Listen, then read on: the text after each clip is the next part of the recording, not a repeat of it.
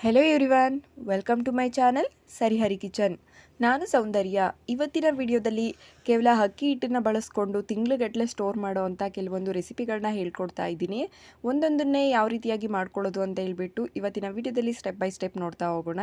ಅದರಲ್ಲಿ ಮೊದಲನೇದಾಗಿ ಮುರ್ಕನ್ನ ಹೇಗೆ ಮಾಡ್ಕೊಳ್ಳೋದು ಅಂತ ಹೇಳ್ಬಿಟ್ಟು ತೋರಿಸ್ಕೊಡ್ತಾ ಇದ್ದೀನಿ. ಇದನ್ನು ಹೇಗೆ ಮಾಡೋದು ಅಂತ ಹೇಳ್ಬಿಟ್ಟು ನೋಡೋಣ. ಮೊದಲಿಗೆ ಇಲ್ಲದನ್ನು ಮಾಡೋದಕ್ಕೋಸ್ಕರ ನಾನು ಅರ್ಧ ಕೆಜಿ ಅಕ್ಕಿ ಹಿಟ್ಟನ್ನು ತಗೊಂಡಿದ್ದೀನಿ. ಈ ಅಕ್ಕಿ ಹಿಟ್ಟನ್ನು ಮನೆಯಲ್ಲೇ ಬಿಡಿಸಿರೋ ಅಂಥದ್ದು, ಹೊರಗಡೆಯಿಂದ ತರೋ ಅಕ್ಕಿ ಹಿಟ್ಟಲ್ಲೂ ಕೂಡ ನಾವು ಮಾಡ್ಕೊಳ್ಬೋದು. ನೆಕ್ಸ್ಟು ಈ ಅಕ್ಕಿ ಹಿಟ್ಟಿಗೆ ಏನೇನನ್ನ ಎಷ್ಟು ಮೆಷರ್ಮೆಂಟಲ್ಲಿ ಹಾಕ್ಕೊಳ್ಬೇಕು ಅಂತ ಹೇಳ್ಬಿಟ್ಟು ನೋಡ್ತಾ ಹೋಗೋಣ. ಇಲ್ಲಿ ಒಂದು ಪ್ಯಾನ್ನ ಕಾಯಲಿಕ್ಕೆ ಇಟ್ಬಿಟ್ಟು ಅದು ಕಾಯ್ದ ನಂತರ ಇಲ್ಲಿ ಒಂದು 200 ಗ್ರಾಮು ಆಗುವಷ್ಟು ಉದ್ದಿನಬೇಳೆನ ಹಾಕ್ಕೊಳ್ತಾ ಇದ್ದೀನಿ. ಈ ಉದ್ದಿನಬೇಳೆನ ನಾವು ಮೀಡಿಯಮ್ ಊರಲ್ಲಿ ಇಟ್ಬಿಟ್ಟು ಸ್ವಲ್ಪ ಕಲರ್ ಚೇಂಜ್ ಆಗೋವರೆಗೂ ಕೂಡ ಫ್ರೈ ಮಾಡ್ಕೊಳ್ಬೇಕಾಗುತ್ತೆ. ನೋಡಿ, ಒಂದು ಸ್ವಲ್ಪ ಕಲರ್ ಚೇಂಜ್ ಆಗ್ತಿದೆ ಅಂತ ಅನಿಸಿದರೆ ಸಾಕು. ಇವಾಗ ಇದಕ್ಕೆ ಒಂದು 20-30 ಗ್ರಾಮಷ್ಟು ಹುರ್ಗಡ್ಲೆನ ಹಾಕ್ಕೊಳ್ಬೇಕಾಗುತ್ತೆ. ಇದನ್ನು ಕೂಡ ಜಸ್ಟ್ ಹಾಕಿ ಲೈಟಾಗಿ ಒಂದ್ಸಲ ಬಿಸಿ ಮಾಡಿಕೊಂಡ್ರೆ ಸಾಕು. ಹುರ್ಗಡ್ಲೆ ಹಾಕಿದ್ಮೇಲೆ ಜಾಸ್ತಿ ಹೊತ್ತು ಹುರಿಯೋದೇನು ಬೇಡ. ನೀಟಾಗಿ ಹುರಿದಾಗಿದ ನಂತರ ಗ್ಯಾಸ್ ಫ್ಲೇಮ್ನ ಆಫ್ ಮಾಡಿಬಿಟ್ಟು ಇದು ಕಂಪ್ಲೀಟಾಗಿ ತಣ್ಣಕ್ಕಾಗಲಿಕ್ಕೆ ಬಿಡಬೇಕಾಗುತ್ತೆ. ತಣ್ಣಕ್ಕಾದ ನಂತರ ಇದನ್ನ ರುಬ್ಕೊಳ್ಬೇಕು. ನಾವು ರುಬ್ಬಿರೋ ಅಂಥ ಬೇಳೆ ಮಿಶ್ರಣನ ಒಂದ್ಸಲ ಈ ರೀತಿಯಾಗಿ ಜರಡಿ ಹಿಡ್ಕೊಳ್ಬೇಕಾಗುತ್ತೆ. ಸ್ವಲ್ಪ ರವೆ ರವೆ ಥರ ತರಿಯಾಗಿ ಬರುತ್ತಲ್ಲ, ಅದಕ್ಕೋಸ್ಕರ ಅಷ್ಟೇ. ನೋಡಿ, ಈಗ ಬಂದಿರೋದನ್ನ ಮತ್ತೆ ಹಾಕಿಬಿಟ್ಟು ನಾವು ಇನ್ನೊಂದು ಸಲ ರುಬ್ಕೊಂಡು ಜರಡಿ ಮಾಡ್ಕೊಳ್ಬೋದು. ನೋಡಿ, ಸ್ವಲ್ಪ ರವೆ ರವೆ ಹಂಗೆ ಬಂದಿರುತ್ತೆ. ಇದನ್ನು ಮತ್ತೆ ಹಾಕಿ ಮಿಕ್ಸಿನಲ್ಲಿ ರುಬ್ಕೊಂಡು ಮತ್ತೆ ಜರಡಿ ಇಟ್ಕೊಳ್ಬೇಕಾಗುತ್ತೆ.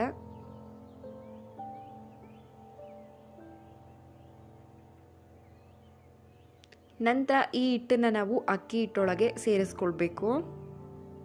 ಅರ್ಧ ಕೆಜಿ ಹಿಟ್ಟಿಗೆ ಇಷ್ಟು ಕ್ವಾಂಟಿಟಿಲಿ ನಮಗೆ ಉದ್ದಿನಬೇಳೆ ಹಾಗೆ ಹುರ್ಗಡ್ಲೆ ಸಾಕಾಗುತ್ತೆ. ನೆಕ್ಸ್ಟ್ ಇಲ್ಲಿ ನಾನು ರುಚಿಗೆ ಎಷ್ಟು ಬೇಕು ನೋಡಿಬಿಟ್ಟು ಉಪ್ಪನ್ನು ಸೇರಿಸ್ಕೊಳ್ಬೇಕಾಗುತ್ತೆ. ಹಾಗೆ 1 ಟೇಬಲ್ ಸ್ಪೂನಷ್ಟು ಅಚ್ಕಾರದ ಪುಡಿನ ಹಾಕ್ಕೊಳ್ತಾ ಇದ್ದೀನಿ. ನಿಮ್ಮ ಖಾರಕ್ಕೆ ಎಷ್ಟು ಬೇಕು ನೋಡಿ ಹಾಕ್ಕೊಳ್ಬೇಕು. ಹಾಗೆ ಇಲ್ಲಿ 1.5 ಟೀ ಸ್ಪೂನ್ ಆಗೋವಷ್ಟು ಅಜ್ವಾನ ತಗೊಂಡಿದ್ದೀನಿ. ಇದನ್ನು ಕೈಯಲ್ಲಿ ಈ ರೀತಿಯಾಗಿ ಕ್ರಷ್ ಮಾಡಿಬಿಟ್ಟು ಹಾಕ್ಕೊಳ್ಬೇಕಾಗುತ್ತೆ. ನೋಡಿ, ಈ ರೀತಿಯಾಗಿ ಹಾಕ್ಕೊಂಡಿದ್ದಾದ ನಂತರ ನಾನಿಲ್ಲಿ 1 ಸ್ಪೂನಷ್ಟು ತುಪ್ಪನ ಯೂಸ್ ಮಾಡ್ತಾ ಇದ್ದೀನಿ. ತುಪ್ಪ ಬೆಣ್ಣೆ ಇಲ್ಲ ಅಂತ ಅಂದರೆ ನೀವು ಎಣ್ಣೆ ಕೂಡ ಹಾಕ್ಕೊಳ್ಬೋದು. ಹಾಕಿಬಿಟ್ಟು ಚೆನ್ನಾಗಿ ಈ ರೀತಿಯಾಗಿ ಡ್ರೈ ಆಗಿ ಒಂದ್ಸಲ ಮಿಕ್ಸ್ ಮಾಡ್ಕೊಳ್ಬೇಕು. ಮಿಕ್ಸ್ ಮಾಡ್ಕೊಂಡಿದ್ದಾದ ನಂತರ ಒಂದು ಸ್ವಲ್ಪ ಟೇಸ್ಟ್ ನೋಡಬೇಕಾಗುತ್ತೆ. ನಾವು ಉಪ್ಪು ಅಥವಾ ಖಾರ ಯಾವುದಾದ್ರೂ ಬೇಕಿದ್ದರೆ ಈ ಟೈಮಲ್ಲಿ ಹಾಕ್ಕೊಳ್ಬೋದು. ಹಾಗಾಗಿ ನೋಡಿ, ಕರೆಕ್ಟಾಗಿತ್ತು ಅಂತ ಅನಿಸಿದರೆ ಇವಾಗ ಇದನ್ನು ಕಲಸೋದಕ್ಕೋಸ್ಕರ ಸ್ವಲ್ಪ ಉಗುರು ಬೆಚ್ಚಗೆ ನೀರನ್ನು ಮಾಡ್ಕೊಳ್ಬೇಕಾಗುತ್ತೆ. ತಣ್ಣೀರಲ್ಲೂ ಕಲಿಸ್ಕೋಬಾರ್ದು ಅಥವಾ ಬಿಸಿ ನೀರಲ್ಲೂ ಕೂಡ ಕಲಿಸ್ಕೊಳ್ಬಾರ್ದು. ಜಸ್ಟ್ ಉಗುರು ಬೆಚ್ಚಗೆ ಮಾಡಿಕೊಂಡು ಅದರಲ್ಲಿ ಹಿಟ್ಟನ್ನು ಸಾಫ್ಟಾಗಿ ಕಲಿಸ್ಕೊಳ್ಬೇಕು. ನೋಡಿ, ಈ ರೀತಿಯಾಗಿ ಮಿನಿ ಸಾಫ್ಟ್ ಆಗಿರಬೇಕು. ಗಟ್ಟಿಯಾಗೂ ಇರಬಾರ್ದು, ತಳುವಾಗೂ ಇರಬಾರ್ದು. ಈ ರೀತಿಯಾಗಿ ಕಲಸಿಟ್ಕೊಳ್ಬೇಕಾಗುತ್ತೆ. ನಂತರ ನೋಡಿ, ಈ ರೀತಿಯಾಗಿರೋ ಅಂಥ ಬಿಲ್ಲೆನ ತಗೊಂಡಿದ್ದೀನಿ. ಇದನ್ನು ಚಕ್ಲಿ ಒರಳೊಳಗೆ ಸೇರಿಸ್ಕೊಂಡು ಇದಕ್ಕೆ ಎಷ್ಟು ಹಿಡಿಯುತ್ತೆ ನೋಡಿಬಿಟ್ಟು ಇದರೊಳಗೆ ಹಿಟ್ಟನ್ನು ಹಾಕ್ಕೊಳ್ಬೇಕು. ಅದಕ್ಕೂ ಮುಂಚೆ ಸ್ವಲ್ಪ ಎಣ್ಣೆ ಕೂಡ ಹಾಕ್ಕೊಳ್ಬೇಕಾಗುತ್ತೆ, ಇಲ್ಲಾಂದರೆ ಅಂಟ್ಕೊಳ್ಳುತ್ತೆ. ಹಾಗಾಗಿ ನೆಕ್ಸ್ಟು ಅದಕ್ಕೆ ಎಷ್ಟು ಹಿಡಿಯುತ್ತೆ ನೋಡಿಬಿಟ್ಟು ಒರಳಿಗೆ ಹಾಕ್ಕೊಳ್ಬೇಕಾಗುತ್ತೆ.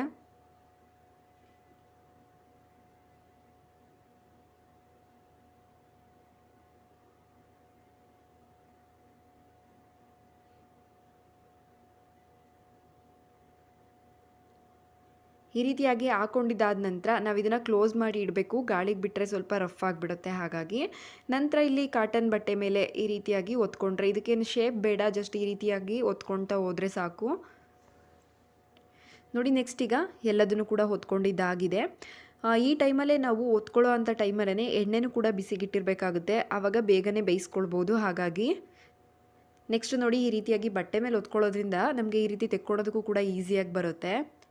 ಇವಾಗ ಕಾಯ್ದಿರೋ ಅಂಥ ಎಣ್ಣೆಗೆ ಒಂದೊಂದನ್ನೇ ಹಾಕಿ ಬೇಯಿಸ್ಕೊಳ್ಬೇಕಾಗುತ್ತೆ. ಕೈಲಿ ಬಿಡೋದಕ್ಕೆ ಸ್ವಲ್ಪ ಕಷ್ಟ ಆಗುತ್ತೆ ಅಂತ ಅಂದರೆ ಚಪಾತಿ ಎತ್ತೋದ್ರಲ್ಲಿ ಈ ರೀತಿಯಾಗಿ ಸೈಡಲ್ಲಿ ಹಾಕ್ಕೊಂಡ್ರೆ ನೀಟಾಗಿ ಕೂಡ ಬೀಳುತ್ತೆ. ಈ ರೀತಿಯಾಗಿ ಕಲಸ್ಕೊಳ್ದಿರೋ ರೀತಿಲಿ ನೀಟಾಗಿ ಹಾಕ್ಕೊಳ್ತಾ ಹೋದರೆ ಸಾಕು. ನೋಡಿ, ಹಾಕಿದ ತಕ್ಷಣ ಕೈ ಆಡಿಸ್ಕೊಳ್ಬಾರ್ದು. 1-2 ನಿಮಿಷ ಒಂದು ಸೈಡ್ ಬೆಂದಿದ್ದಾದಮೇಲೆ ನಾವು ಇದನ್ನು ಟರ್ನ್ ಮಾಡಿಬಿಟ್ಟು ಇನ್ನೊಂದು ಕಡೆ ಬೇಯಿಸ್ಕೊಳ್ಬೇಕಾಗುತ್ತೆ. ನೋಡಿ, ಈ ರೀತಿಯಾಗಿ ಎಲ್ಲದನ್ನು ಕೂಡ ಉಲ್ಟಾ ಮಾಡಿಬಿಟ್ಟು ಮತ್ತೆ ಬೇಯಿಸ್ಕೊಳ್ಬೇಕು. ನಮಗೆ ಎಣ್ಣೆ ಕುದೀತಾ ಇರೋದು ಸ್ವಲ್ಪ ಕಮ್ಮಿ ಆಗ್ತಾ ಬರುತ್ತೆ, ಆವಾಗ ಬೆಂದಿದೆ ಅಂತ ಗೊತ್ತಾಗ್ಬಿಡುತ್ತೆ. ನೋಡಿ, ಈ ರೀತಿಯಾಗಿ ಸ್ವಲ್ಪ ನೊರೆ ಎಲ್ಲ ಕಮ್ಮಿ ಆದಮೇಲೆ ಬೆಂದಿರುತ್ತೆ ಚೆನ್ನಾಗಿ. ಇದನ್ನು ಇವಾಗ ಎತ್ಕೊಂಡ್ರೆ ಸಾಕು. ನೋಡಿದ್ರಲ್ಲ ಎಷ್ಟು ಈಸಿಯಾಗಿ ಮುರುಕನ್ನು ಮಾಡ್ಕೊಳ್ಬಹುದು ಅಂತ ಹೇಳ್ಬಿಟ್ಟು. ಹಾಗೆ ಈ ರೆಸಿಪಿ ಏನಾದರೂ ನಿಮ್ಗೆ ಇಷ್ಟ ಆಗಿತ್ತು ಅಂತ ಅಂದರೆ ಲೈಕ್ ಶೇರ್ ಕಮೆಂಟ್ ಮಾಡೋದನ್ನ ಮರಿಬೇಡಿ. ಸ್ನ್ಯಾಕ್ಸ್ಗೆ ಪಟ್ ಅಂತ ರೆಡಿ ಆಗೋ ಒಂದು ಸ್ನ್ಯಾಕ್ಸ್ನ ರೆಡಿ ಮಾಡ್ಕೊಳ್ಳೋದು ಹೇಗೆ ಅಂತ ಹೇಳ್ಬಿಟ್ಟು ತೋರಿಸ್ಕೊಡ್ತಾ ಇದ್ದೀನಿ. ಟೀ ಜೊತೆ ಅಂತೂ ತುಂಬಾ ಸೂಪರ್ ಆಗಿರುತ್ತೆ. ಬನ್ನಿ ಆಗಿದ್ರೆ ಇದನ್ನು ಹೇಗೆ ಮಾಡ್ಕೊಳ್ಳೋದು ಅಂತ ಹೇಳ್ಬಿಟ್ಟು ಇವತ್ತಿನ ವಿಡಿಯೋದಲ್ಲಿ ನೋಡ್ತಾ ಹೋಗೋಣ. ಇದನ್ನು ಮಾಡೋದಕ್ಕೋಸ್ಕರ ಇಲ್ಲಿ ನಾನು 1 ಕಪ್ಪಷ್ಟು ಅಕ್ಕಿ ಹಿಟ್ಟನ್ನು ತೊಗೊಂಡಿದ್ದೀನಿ. ನೋಡಿ, ಈ ಕಪ್ ಅಳತೆಯಲ್ಲಿ 1 ಕಪ್ಪಷ್ಟು ಅಕ್ಕಿ ಹಿಟ್ಟನ್ನು ತೊಗೊಂಡಿದ್ದೀನಿ. ಸೇಮ್ ಕಪ್ ಅಳತೆಯಲ್ಲಿ ನಾವು ನೀರನ್ನ ತೊಗೊಳ್ಬೇಕಾಗುತ್ತೆ. ಹಾಗಾಗಿ ಇದನ್ನು ಒಂದು ಬೌಲ್ಗೆ ಟ್ರಾನ್ಸ್ಫರ್ ಮಾಡ್ಕೊಳ್ತಾ ಇದ್ದೀನಿ. ನಂತರ ಇಲ್ಲಿ ಒಂದು ಕಡಾಯಿನ ಇಟ್ಬಿಟ್ಟು ಈ ಕಡಾಯಿಗೆ ಅದೇ ಕಪ್ ಅಳತೆಯಲ್ಲಿ ಕರೆಕ್ಟಾಗಿ 1 ಕಪ್ಪಷ್ಟು ನೀರನ್ನು ಹಾಕ್ಕೊಳ್ತಾ ಇದ್ದೀನಿ. ಈಕ್ವಲ್ಲಾಗಿ ಹಾಕ್ಕೊಂಡ್ರೆ ಸಾಕು ನೀರು ಮತ್ತು ಹಿಟ್ಟನ್ನು. ಇದಕ್ಕೆ ರುಚಿಗೆ ಉಪ್ಪು ಹಾಗೆ ಒಂದು ಅರ್ಧ ಸ್ಪೂನಷ್ಟು ತುಪ್ಪ ಹಾಕ್ಕೊಳ್ತಾ ಇದ್ದೀನಿ. ತುಪ್ಪ, ಬೆಣ್ಣೆ, ಎಣ್ಣೆ ಯಾವುದನ್ನಾದರೂ ಯೂಸ್ ಮಾಡ್ಬೋದು. ನೋಡಿ, ಇದಿಷ್ಟು ಕರಗಿ ಚೆನ್ನಾಗಿ ಕುದಿ ಬಂದ ನಂತರ ಇವಾಗ ಇದಕ್ಕೆ ನಾವು ತಗೊಂಡಿರೋ ಅಂಥ ಅಕ್ಕಿ ಹಿಟ್ಟನ್ನು ಸೇರಿಸ್ಕೊಳ್ಬೇಕಾಗುತ್ತೆ. ಸೇರಿಸ್ಕೊಂಡು ಜಾಸ್ತಿ ಹೊತ್ತೇನು ಬೇಯಿಸ್ಕೊಳ್ಳೋದು ಬೇಡ. ಹಾಕಿದ್ಮೇಲೆ ತಕ್ಷಣಕ್ಕೆ ನಾವು ಈ ರೀತಿಯಾಗಿ ತಿರುವ್ಕೊಳ್ಬೋದು. ಮೀಡಿಯಮ್ ಉರಿಲಿಟ್ಬಿಟ್ಟು ನಾವು ಚೆನ್ನಾಗಿ ತಿರುವ್ಕೊಳ್ಬೇಕಾಗುತ್ತೆ. ನೋಡಿ, ಈ ರೀತಿಯಾಗಿ ನೀಟಾಗಿ ಒಂದ್ಸಲ ತಿರುವ್ಕೊಂಡಿದ್ದಾಗಿದ್ದಾದ ನಂತರ ಫ್ಲೇಮ್ನ ಆಫ್ ಮಾಡ್ಕೊಳ್ಬೇಕು. ಆಫ್ ಮಾಡಿಬಿಟ್ಟು ಇದು ಸ್ವಲ್ಪ ತಣ್ಣಕ್ಕಾಗೋದಕ್ಕೆ ಬಿಡೋಣ. ಕಂಪ್ಲೀಟಾಗಲ್ಲ, ಒಂದು ಸ್ವಲ್ಪ ಉಗುರು ಬೆಚ್ಚಾಗಬೇಕು, ಅಲ್ಲಿವರೆಗೂ ತಣ್ಣಕ್ಕಾಗಲಿಕ್ಕೆ ಬಿಡಬೇಕಾಗುತ್ತೆ. ತಣ್ಣಕ್ಕಾದ ನಂತರ ಇದಕ್ಕೆ ಒಂದು ಅರ್ಧ ಸ್ಪೂನಷ್ಟು ಅಚ್ಚ ಖಾರದ ಪುಡಿನ ಸೇರಿಸ್ಕೊಳ್ತಾ ಇದ್ದೀನಿ. ಹಾಗೆ ನಾನಿಲ್ಲಿ ಕಪ್ಪು ಎಳ್ಳು ಮತ್ತು ಬಿಳಿ ಎಳ್ಳನ್ನು ಹಾಕ್ಕೊಳ್ತಾ ಇದ್ದೀನಿ. ಹಾಕ್ಬಿಟ್ಟು ಚೆನ್ನಾಗಿ ಕೈಯಲ್ಲಿ ಒಂದ್ಸಲ ಮಿತ್ಕೊಳ್ಬೇಕಾಗುತ್ತೆ. ಇಷ್ಟೇ ಇಂಗ್ರೀಡಿಯೆಂಟ್ಸ್, ಇದಕ್ಕಿನ್ನೇನು ಯೂಸ್ ಮಾಡೋದಿಲ್ಲ. ಸಿಂಪಲಾಗಿ ಅಂದರೆ ಸಿಂಪಲಾಗಿ ಮಾಡ್ಕೊಳ್ಳೋ ಅಂಥ ಒಂದು ಸ್ನ್ಯಾಕ್ಸ್ ಆಗಿರುತ್ತೆ. ಖಂಡಿತ ಮಿಸ್ ಮಾಡದೆ ಈ ರೆಸಿಪಿನ ಟ್ರೈ ಮಾಡಿ. ನೋಡಿ, ಈ ರೀತಿಯಾಗಿ ಮಿನಿ ಸಾಫ್ಟಾಗಿ ಆಗಬೇಕು. ಅಂದರೆ ಈತ ರಫು ಇರಬಾರ್ದು, ಈತ ಪೂರ ಸಾಫ್ಟ್ ಕೂಡ ಇರಬಾರ್ದು. ಈ ರೀತಿಲಿ ನಾವು ಇದನ್ನು ಚೆನ್ನಾಗಿ ನೀಟಾಗಿ ನಾದ್ಕೊಂಡು ಇಟ್ಕೊಳ್ಬೇಕಾಗುತ್ತೆ. ನಂತರ ಕೈಗೆ ಸ್ವಲ್ಪ ಎಣ್ಣೆನ ಹಚ್ಕೊಂಡು ಗೋಲಿ ಸೈಜಲ್ಲಿ ಆಗೋಷ್ಟು ದಪ್ಪ ಉಂಡೆನ ತಗೊಳ್ಬೇಕು. ನೋಡಿ, ಒಂದು ಗೋಲಿ ಗಾತ್ರದ ಉಂಡೆನ ತಗೊಂಡು ನೀಟಾಗಿ ರೌಂಡಾಗಿ ಮಾಡಿಬಿಟ್ಟು ನಿಪ್ಪಟ್ಟು ರೀತಿಲಿ ನಾವು ಇದಕ್ಕೆ ಶೇಪ್ನ ಕೊಡಬೇಕಾಗುತ್ತೆ. ನೋಡಿ, ಈ ರೀತಿಯಾಗಿ ಶೇಪ್ಗಳನ್ನ ಕೊಟ್ಕೊಳ್ತಾ ಹೋದರೆ ಪುಟಾಣಿಯಾಗಿ ನಿಪ್ಪಟ್ಟುಗಳನ್ನ ಮಾಡ್ಕೊಳ್ಬೋದು. ನೋಡಿ, ಕೇವಲ ಅಕ್ಕಿ ಇಟ್ಟಿದ್ರೆ ಸಾಕು, ಇದನ್ನು ಕ್ವಿಕ್ಕಾಗಿ ಮಾಡ್ಕೊಳ್ಬೋದು. ಪಕ್ಕದಲ್ಲಿ ಟೀ ಮಾಡೋಕ್ಕಿಟ್ಟು ಟೀ ಬೇಯೋ ಅಷ್ಟರಲ್ಲಿ ನಾವು ಈ ಸ್ನ್ಯಾಕ್ಸ್ ರೆಸಿಪಿನ ಮಾಡ್ಕೊಳ್ಬೋದು. ಅಷ್ಟು ಈಸಿಯಾಗಿ ಮಾಡ್ಕೊಳ್ಬೋದು. ಒಂದ್ಸಲ ಈ ವಿಧಾನದಲ್ಲಿ ಟ್ರೈ ಮಾಡಿ. ಚಳಿಗಾಲಕ್ಕೆ ಈ ಮಳೆ ಬರ್ತಿರೋ ಅಂಥ ವೆದರಲ್ಲಿ ಈ ರೀತಿಯಾಗಿ ಸ್ನ್ಯಾಕ್ಸ್ಗಳನ್ನ ಮಾಡಿಟ್ಕೊಂಡ್ರೆ ತಿನ್ನೋದಕ್ಕೂ ಕೂಡ ಚೆನ್ನಾಗಿರುತ್ತೆ. ನೋಡಿ, ಈ ರೀತಿಯಾಗಿ ಎಲ್ಲದನ್ನು ಕೂಡ ಮಾಡ್ಕೊಂಡಿದ್ದಾಗಿದೆ. ಇದನ್ನು ನಾವೀಗ ಎಣ್ಣೆಯಲ್ಲಿ ಬೇಯಿಸ್ಕೊಳ್ಬೇಕಾಗುತ್ತೆ. ಅದಕ್ಕೂ ಕೂಡ ಎಣ್ಣೆನ ಕಾಯಲಿಕ್ಕೆ ಇಟ್ಟಿದ್ದೀನಿ. ಎಣ್ಣೆ ಕಾಯ್ದ ನಂತರ ಇದನ್ನು ಒಂದೊಂದನ್ನೇ ಹಾಕ್ಕೊಳ್ಳೋಣ. ಎಷ್ಟು ಹಿಡಿಯುತ್ತೆ ಬಾಣಲಿಗೆ ನೋಡಿಬಿಟ್ಟು ಸೇರಿಸ್ಕೊಳ್ಬೇಕಾಗುತ್ತೆ.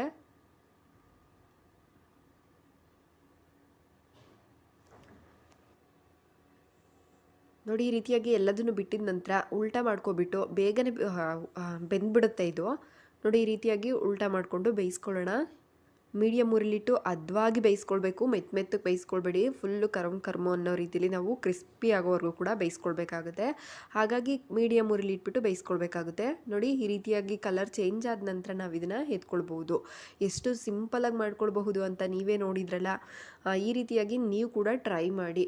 ಈ ವಿಡಿಯೋ ಇಷ್ಟ ಆಗಿದೆ ಅಂದ್ಕೊಳ್ತೀನಿ. ಇಷ್ಟ ಆಗಿದ್ರೆ ಲೈಕ್ ಶೇರ್ ಕಮೆಂಟ್ ಮಾಡೋದನ್ನ ಮರಿಬೇಡಿ. ಹಾಗೆ ಇನ್ನೂ ಯಾರು ನನ್ನ ಚಾನಲ್ನ ಸಬ್ಸ್ಕ್ರೈಬ್ ಮಾಡದೇ ವಿಡಿಯೋ ನೋಡ್ತಾ ಇದ್ದೀರಾ, ಪ್ಲೀಸ್ ಸಬ್ಸ್ಕ್ರೈಬ್ ಮಾಡ್ಕೊಳ್ಳಿ.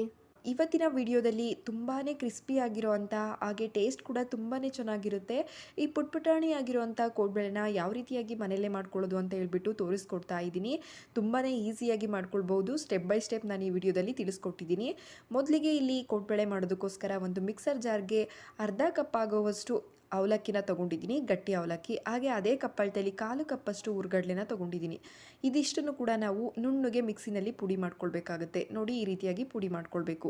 ಪುಡಿ ಮಾಡ್ಕೊಂಡಿರೋ ಅಂಥದ್ದನ್ನು ಒಂದು ಬಾಣಲೆಗೆ ನಾನಿಲ್ಲಿ ಜರಡಿ ಇಟ್ಕೊಂಡಿದ್ದೀನಿ. ಜರಡಿ ಕಂಪಲ್ಸರಿ ಹಿಡಿಲೇಬೇಕು, ಅದರಲ್ಲಿ ತರಿ ಬರುತ್ತಲ್ಲ, ಹಾಗಾಗಿ. ನಂತರ ಅದೇ ಕಪ್ಪಳತೆಯಲ್ಲಿ 1 ಕಪ್ಪಷ್ಟು ಅಕ್ಕಿ ಹಿಟ್ಟನ್ನು ಹಾಕ್ಕೊಂಡಿದ್ದೀನಿ. ಅಕ್ಕಿ ಹಿಟ್ಟನ್ನು ಹಾಕಿಬಿಟ್ಟು ನಾವು ಮೀಡಿಯಮ್ ಉರಿಲಿಟ್ಟು ಒಂದು 2 ನಿಮಿಷ ಇದನ್ನು ಹುರ್ಕೊಳ್ಬೇಕಾಗುತ್ತೆ.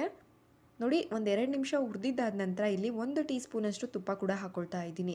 ತುಪ್ಪ ಹಾಕಿದ ನಂತರನೂ ಕೂಡ ಮತ್ತೆ ಒಂದು 2 ನಿಮಿಷ ನಾವು ಮೀಡಿಯಮ್ ಉರಿಲಿಟ್ಟೇ ಫ್ರೈ ಮಾಡ್ಕೊಳ್ಬೇಕು. ನೋಡ್ತಾ ಇರ್ಬೋದು ನೀವು ವಿಡಿಯೋದಲ್ಲಿ. ತುಂಬ ಸೀಸ್ಕೊಳ್ಬಾರ್ದು. ಮೀಡಿಯಮ್ ಉರಿಲಿಟ್ಬಿಟ್ಟು ಒಂದು ಒಳ್ಳೆ ಆರೋಮ ಬರೋವರೆಗೂ ಕೂಡ ಫ್ರೈ ಮಾಡಿಕೊಂಡ್ರೆ ಸಾಕು. ನಂತರ ಇದನ್ನು ಬೇರೆ ಒಂದು ಕಲಸೋದಕ್ಕೆ ಬೇರೆ ಪಾತ್ರೆಗೆ ಶಿಫ್ಟ್ ಮಾಡ್ಕೊಂಡಿದ್ದೀನಿ. ನಂತರ ಇಲ್ಲಿ 1 ಟೀ ಸ್ಪೂನಷ್ಟು ಅಚ್ಚ ಖಾರದ ಪುಡಿ ಹಾಗೆ 1 ಟೀ ಸ್ಪೂನಷ್ಟು ಉಪ್ಪನ್ನು ಹಾಕ್ಕೊಳ್ತಾ ಇದ್ದೀನಿ. ರುಚಿಗೆ ಎಷ್ಟು ಬೇಕೋ ನೋಡಿಬಿಟ್ಟು ಸೇರಿಸ್ಕೊಳ್ಳಿ. ಅದಾದ ನಂತರ ಇಲ್ಲಿ ನಾನು 1 ಟೀ ಸ್ಪೂನಷ್ಟು ಬಿಳಿ ಎಳ್ಳನ್ನು ಹಾಕ್ಕೊಳ್ತಾ ಇದ್ದೀನಿ. ಇದ್ರ ಜೊತೆಗೇ 1 ಟೀ ಸ್ಪೂನಷ್ಟು ಅಜ್ವಾಯಿನನ್ನು ಹಾಕ್ಕೊಳ್ತಾ ಇದ್ದೀನಿ. ಅಜ್ವಾಯಿನನ್ನು ಹಾಕ್ಕೊಳ್ಬೇಕಿದ್ರೆ ಸ್ವಲ್ಪ ಕ್ರಷ್ ಮಾಡಿ ಹಾಕ್ಕೊಂಡ್ರೆ ಅದ್ರ ಫ್ಲೇವರ್ ನಮಗೆ ಚೆನ್ನಾಗಿ ಬರುತ್ತೆ ಅಂತ ಹೇಳ್ಬಿಟ್ಟು ಅಷ್ಟೇ. ನೋಡಿ ಈ ರೀತಿಯಾಗಿ ಕ್ರಷ್ ಮಾಡಿ ಸೇರಿಸ್ಕೊಳ್ಬೇಕಾಗುತ್ತೆ. ಅದಾದ ನಂತರ ಇದನ್ನು ಈ ರೀತಿಯಾಗಿ ನೀಟಾಗಿ ಒಂದ್ಸಲ ಮಿಕ್ಸ್ ಮಾಡ್ಕೊಳ್ಬೇಕು. ಸ್ವಲ್ಪ ಹಿಟ್ಟು ಬಿಸಿ ಇರೋದ್ರಿಂದ ನೋಡಿಬಿಟ್ಟು ಮಿಕ್ಸ್ ಮಾಡ್ಕೊಳ್ಳಿ. ನಂತರ ನಾವು ಇದನ್ನು ಹಿಟ್ಟನ್ನು ಕಲಿಸ್ಕೊಳ್ಳೋದಕ್ಕೋಸ್ಕರ ಬಿಸಿನೀರನ್ನ ಯೂಸ್ ಮಾಡ್ತಾ ಇದ್ದೀನಿ. ನಾನು ಅವಲಕ್ಕಿ ತೊಗೊಂಡಿರೋ ಅಂಥ ಕಪ್ಪು, ಅವಲಕ್ಕಿ ಹಾಗೆ ಅಕ್ಕಿ ಹಿಟ್ಟನ್ನು ತೊಗೊಂಡಿರೋ ಅಂಥ ಕಪ್ಪಲ್ಲೇ 1 ಕಪ್ಪಷ್ಟು ಬಿಸಿನೀರನ್ನು ಹಾಕಿ ಜಸ್ಟ್ ಮಿಕ್ಸ್ ಮಾಡಿ ಇಟ್ಕೊಳ್ತಾ ಇದ್ದೀನಿ, ಕಲಿಸ್ಕೊಳ್ತಾ ಇಲ್ಲ. ನೋಡಿ ಈ ರೀತಿಯಾಗಿ ಪೂರ್ತಿ ನೀರನ್ನು ಹಾಕ್ಕೊಂಡು ಮಿಕ್ಸ್ ಮಾಡಿಕೊಂಡು ಇಟ್ಕೊಳ್ಬೇಕಾಗುತ್ತೆ. ಬಿಸಿನೀರು ಹಾಕಿ ಮಾಡ್ಕೊಳ್ಳೋದ್ರಿಂದ ನಮಗೆ ತುಂಬ ಸಾಫ್ಟಾಗಿ ಬರುತ್ತೆ ಹಿಟ್ಟನ್ನೋದು. ಹಾಗಾಗಿ ತುಂಬ ಬಿಸಿ ನೀರು ಅಲ್ಲ, ಮೀಡಿಯಮ್ ಆಗಿದ್ದರೆ ಸಾಕು. ನೋಡಿ ತಗೊಂಡಿರೋ ಅಂಥ ಕಂಪ್ಲೀಟ್ ನೀರನ್ನು ಕೂಡ ಹಾಕಿ ಜಸ್ಟ್ ಮಿಕ್ಸ್ ಮಾಡಿಬಿಟ್ಟು ಇದಕ್ಕೆ ಒಂದು ಲೆಡ್ನ ಕ್ಲೋಸ್ ಮಾಡಿ ನಾವು ಒಂದು 10 ನಿಮಿಷ ರೆಸ್ಟ್ ಮಾಡಲಿಕ್ಕೆ ಇಡಬೇಕಾಗುತ್ತೆ. ಆ ಬಿಸಿಗೆ ನಮಗೆ ಹಿಟ್ಟು ಅನ್ನೋದು ಸಾಫ್ಟಾಗಿ ಆಗುತ್ತೆ. ಹಾಗಾಗಿ ಈ ವಿಧಾನದಲ್ಲಿ ಒಂದ್ಸಲ ಟ್ರೈ ಮಾಡಿ ನೋಡಿ. ಕೋಡ್ಬಳೆ ಅನ್ನೋದು ತುಂಬಾ ಗರ್ಗರಿಯಾಗಿ ಬರುತ್ತೆ. ನೋಡಿ ನಂತರ ಇದ್ರ ಮೇಲೆ ಒಂದು ಲೆಡ್ನ ಕ್ಲೋಸ್ ಮಾಡಿಬಿಟ್ಟು ಒಂದು 10 ನಿಮಿಷ ಇಟ್ಟಿದ್ರೆ ಸಾಕು. 10 ನಿಮಿಷ ಆಗಿದೆ. ಇವಾಗ ಇದಕ್ಕೆ ಸ್ವಲ್ಪನೇ ನೀರನ್ನು ಹಾಕ್ಕೊಂಡು ಮಿತ್ಕೊಳ್ಬೇಕು. ಈ ಸೆಕೆಂಡ್ ಟೈಮ್ ನೀರು ಹಾಕಿ ಮಿತ್ಕೊಳ್ಳುವಾಗ ನಾವು ನಾರ್ಮಲ್ ವಾಟರ್ನೇ ಹಾಕ್ಕೊಂಡ್ರೆ ಸಾಕು. ನೋಡಿ ಹಾಕೋಬಿಟ್ಟು ಇದನ್ನು ಚೆನ್ನಾಗಿ ಮಿತ್ಕೊಳ್ಬೇಕು. ಸಾಫ್ಟ್ ಆಗೋ ರೀತಿಲಿ ಈ ರೀತಿ ಮಿತ್ಕೊಂಡ್ರೆ ಸೂಪರಾಗಿ ಬರುತ್ತೆ. ನೋಡ್ತಾ ಇರ್ಬೋದು, ಇವಾಗ ಮಿದ್ದಿದ್ದಾಗಿದೆ, ಮಿನಿ ಸಾಫ್ಟಾಗಿ ಈ ರೀತಿ ಮಿತ್ಕೊಂಡಿದ್ದೀನಿ. ನೆಕ್ಸ್ಟ್ ಇಲ್ಲಿ ನಾವು ಕೋಡ್ಬಳೆಗಳನ್ನ ಮಾಡ್ಕೊಳ್ಬೇಕಾಗುತ್ತೆ. ಪುಟಾಣಿ ಕೋಡ್ಬಳೆಗಳಾಗಿರೋದ್ರಿಂದ ನೋಡಿಬಿಟ್ಟು ಮಾಡ್ಕೊಳ್ಳಿ. ನಿಮಗೆ ದೊಡ್ಡ ಸೈಜಲ್ಲಿ ಬೇಕು ಅಂತ ಅಂದರೆ ದೊಡ್ಡ ಸೈಜಲ್ಲಿ ಕೂಡ ಮಾಡ್ಕೊಳ್ಬೋದು. ಆದರೆ ನಾನು ಇವತ್ತಿನ ವಿಡಿಯೋದಲ್ಲಿ ತೋರಿಸ್ಕೊಡ್ತಾ ಇರೋದು ಪುಟಾಣಿ ಆಗಿರೋವಂಥ ಕೋಡ್ಬಳೆಗಳನ್ನ. ಈ ರೀತಿ ಮಾಡಿಕೊಂಡ್ರೆ ನಮಗೆ ಸಂಜೆ ಟೀ ಟೈಮ್ ಸ್ನ್ಯಾಕ್ಸ್ಗೆ ತುಂಬಾ ಚೆನ್ನಾಗಿರುತ್ತೆ. ಒಂದ್ಸಲ ಈ ವಿಧಾನದಲ್ಲಿ ಟ್ರೈ ಮಾಡಿ. ನೋಡಿ ಈ ರೀತಿಯಾಗಿ ಉಜ್ಕೊಬಿಟ್ಟು ನೀವು ಕೋಡ್ಬಳೆಗಳನ್ನ ಕಟ್ಕೊಳ್ಬೋದು.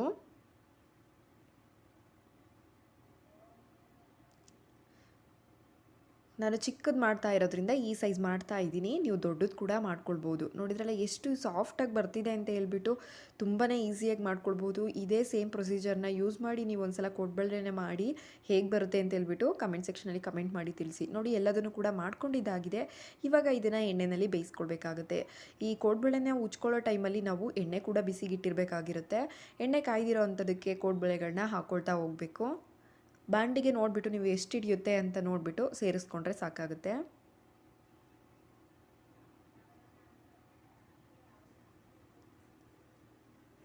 ಇವಾಗ ಹಾಕ್ಕೊಂಡಿದ್ದಾಗಿದೆ. ಇದನ್ನು ಜಸ್ಟ್ 1 ನಿಮಿಷ ಆದಮೇಲೆ ನಾವು ಉಲ್ಟಾ ಮಾಡಿಬಿಟ್ಟು ಬೇಯಿಸ್ಕೊಳ್ಬೇಕು. ತಕ್ಷಣಕ್ಕೆ ಕೈ ಆಡಿಸ್ಕೋಬೇಡಿ, ಸ್ವಲ್ಪ ಸಾಫ್ಟ್ ಆಗಿರೋದ್ರಿಂದ ಕಲಿಸ್ಕೊಬಿಡ್ತವೆ. ಹಾಗಾಗಿ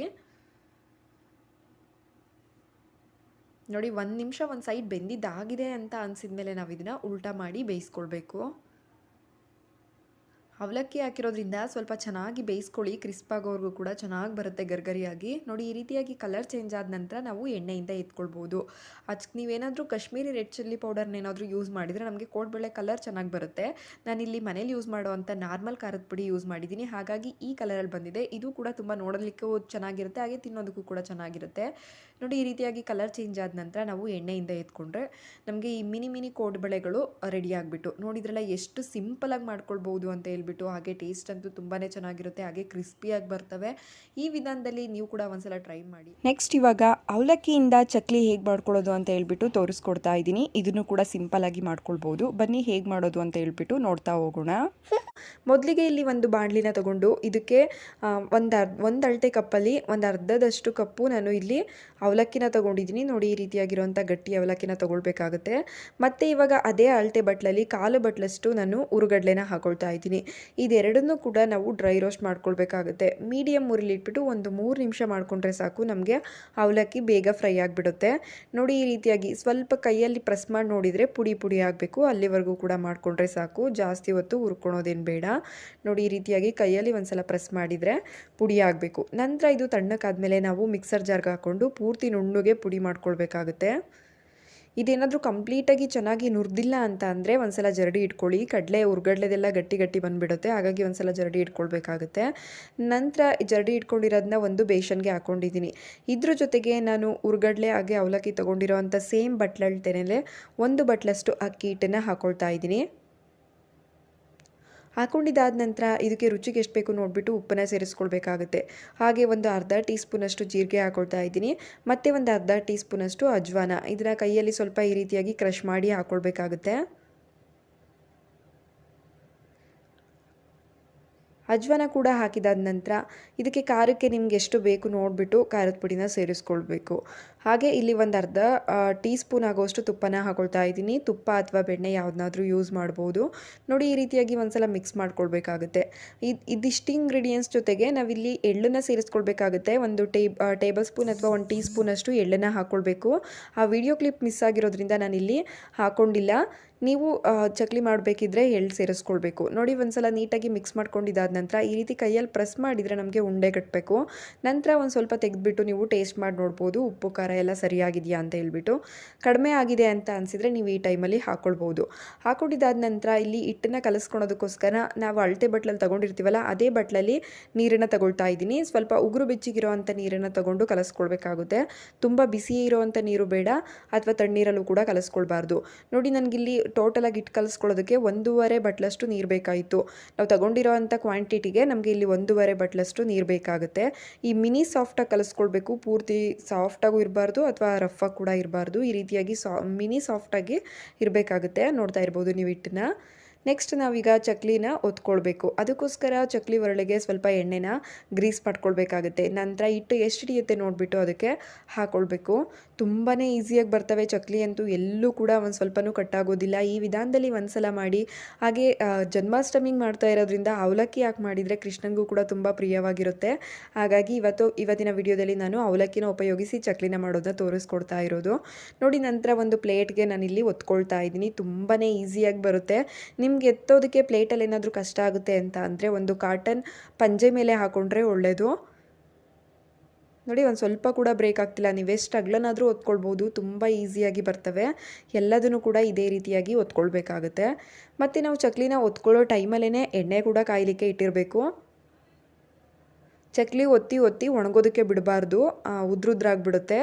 ಹಾಗಾಗಿ ನಾವು ಒತ್ಕೊಳ್ತಾ ಇರುವಾಗಲೇ ಸ್ವಲ್ಪ ಮೆತ್ತಕ್ಕಿದ್ದಾಗಲೇ ಬೇಯಿಸ್ಕೊಳ್ಬೇಕು. ಹಾಗಾಗಿ ಚಕ್ಲಿನ ಒತ್ಕೊಳ್ಳೋ ಟೈಮಲ್ಲೇ ನಾವು ಎಣ್ಣೆನೂ ಕೂಡ ಬಿಸಿಗಿಟ್ಟಿರಬೇಕು.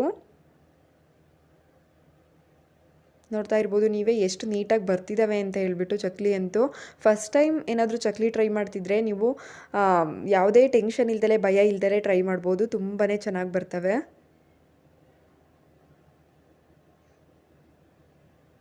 ನೋಡಿ ಇವಾಗ ಒತ್ಕೊಂಡಿದ್ದಾಗಿದೆ. ಈ ರೀತಿಯಾಗಿ ಚಪಾತಿ ಎತ್ತೋದಾದರೆ ನಮಗೆ ತುಂಬಾ ಈಸಿಯಾಗಿ ಬರುತ್ತೆ. ಕೈಯಲ್ಲಿ ಎತ್ತಾಕೋದಕ್ಕೆ ಕಷ್ಟ ಅನ್ನೋರು ಈ ಟ್ರಿಕ್ಸ್ನ ಯೂಸ್ ಮಾಡ್ಬೋದು. ನೋಡಿ ನೆಕ್ಸ್ಟ್ ಇಲ್ಲಿ ಎಣ್ಣೆ ಕೂಡ ಚೆನ್ನಾಗಿ ಕಾಯ್ದಿರೋ ಅಂಥ ಎಣ್ಣೆಗೆ ಒಂದೊಂದೇ ಚಕ್ಲಿನ ಹಾಕ್ಕೊಂಡು ಬೇಯಿಸ್ಕೊಳ್ಳೋಣ. ಮತ್ತು ನಾವು ಚಕ್ಲಿನ ಹಾಕಿದ ತಕ್ಷಣವೂ ಕೂಡ ಕೈ ಆಡಿಸ್ಕೊಳ್ಬಾರ್ದು. ಚೆನ್ನಾಗಿ ಗುಳ್ಳೆ ಬರ್ತಾ ಇರುತ್ತಲ್ಲ ಅದೆಲ್ಲ ನಿಂತ್ಕೊಂಡಿದ್ದಾದ ನಂತರವೇ ನಾವು ಟರ್ನ್ ಮಾಡಿ ಬೇಯಿಸ್ಕೊಳ್ಬೇಕು. ನೀವು ಸ್ಟಾರ್ಟಿಂಗೇ ಮಿಕ್ಸ್ ಮಾಡಿಬಿಟ್ರೆ ಕಲಸ್ಕೊಬಿಡುತ್ತೆ. ಹಾಗಾಗಿ ನಾವು ಏನು ಚಕ್ಲಿ ಶೇಪಲ್ಲಿ ಮಾಡಿರ್ತೀವೋ ಆ ಶೇಪ್ ಬರೋವರೆಗೂ ನಾವು ಒಂದು 3 ನಿಮಿಷ ಹಾಗೆ ಬಿಡಬೇಕಾಗುತ್ತೆ. ನೋಡಿ ಈ ರೀತಿಯಾಗಿ ಕುದೀತಿರೋ ಎಣ್ಣೆ ಸ್ವಲ್ಪ ಕಮ್ಮಿ ಆದಾಗ ನಾವು ಇದನ್ನು ಟರ್ನ್ ಮಾಡಿಬಿಟ್ಟು ಎರಡನೇ ಸೈಡು ಕೂಡ ಚೆನ್ನಾಗಿ ಬೇಯಿಸ್ಕೊಳ್ಬೇಕು. ಹದವಾಗಿ ಚಕ್ಲಿನ ಬೇಯಿಸ್ಕೊಳ್ಬೇಕು. ತುಂಬ ಮೆತ್ತವಾಗೂ ಬೇಯಿಸ್ಕೊಳ್ಬಾರ್ದು ಅಥವಾ ಕಟಿ ಅನ್ನೋಂಗೂ ಕೂಡ ಬೇಯಿಸ್ಕೊಳ್ಬಾರ್ದು. ನೋಡಿ ಈ ರೀತಿಯಾಗಿ ಎಲ್ಲದನ್ನು ಕೂಡ ಟರ್ನ್ ಮಾಡಿ ಬೇಯಿಸ್ಕೊಳ್ಬೇಕು. ಸಿಂಪಲಾಗಿ ಆಗಿಬಿಡುತ್ತೆ. ಕೇವಲ ಒಂದು 20 ನಿಮಿಷ ಸಾಕು ಅನಿಸುತ್ತೆ. ಬೇಯೋದಕ್ಕೆ ಸ್ವಲ್ಪ ಟೈಮ್ ಹಿಡಿಯುತ್ತೆ ಅನ್ನೋದು ಬಿಟ್ಟರೆ ಇನ್ನೆಲ್ಲ ಕೂಡ ಈಸಿ ಪ್ರೊಸೆಸ್ಸು. ನೋಡಿದ್ರಲ್ಲ ಎಷ್ಟು ಈಸಿಯಾಗಿ ಚಕ್ಲಿನ ಮಾಡ್ಕೊಳ್ಬೋದು ಅಂತ ಹೇಳ್ಬಿಟ್ಟು. ನೀವು ಕೂಡ ಈ ವಿಧಾನದಲ್ಲಿ ಅವಲಕ್ಕಿ ಚಕ್ಲಿನ ಟ್ರೈ ಮಾಡಿ. ನೋಡಿದ್ರಲ್ಲ ಇವತ್ತಿನ ವಿಡಿಯೋದಲ್ಲಿ ತೋರಿಸಿರೋಂಥ ಎಲ್ಲ ರೆಸಿಪಿಗಳು ನಿಮಗೆ ಇಷ್ಟ ಆಗಿದೆ ಅಂದ್ಕೊಳ್ತೀನಿ. ಎಲ್ಲ ರೆಸಿಪಿಗಳನ್ನು ಕೂಡ ನಾವು ಹೆಚ್ಚು ಕಮ್ಮಿ 1 ತಿಂಗಳು ಕೂಡ ಸ್ಟೋರ್ ಮಾಡ್ಕೊಳ್ಬೋದು. ಈ ಎಲ್ಲ ರೆಸಿಪಿಗಳನ್ನು ಟ್ರೈ ಮಾಡಿ. ತುಂಬಾ ಈಸಿಯಾಗಿ ಹಾಗೆ ಟೇಸ್ಟಿಯಾಗಿರುತ್ತೆ. ಹಾಗೆ ಈ ರೆಸಿಪಿಗಳು ನಿಮ್ಗೆ ಇಷ್ಟ ಆದರೆ ಮಾತ್ರ ಲೈಕ್, ಶೇರ್, ಕಮೆಂಟ್ ಮಾಡೋದನ್ನ ಮರಿಬೇಡಿ. ಇನ್ನೂ ನನ್ನ ಚಾನಲ್ನ ಸಬ್ಸ್ಕ್ರೈಬ್ ಮಾಡದೇ ವಿಡಿಯೋ ನೋಡ್ತಾ ಇದ್ದೀರಾ, ಪ್ಲೀಸ್ ಸಬ್ಸ್ಕ್ರೈಬ್ ಮಾಡ್ಕೊಳ್ಳಿ. Thank you for watching.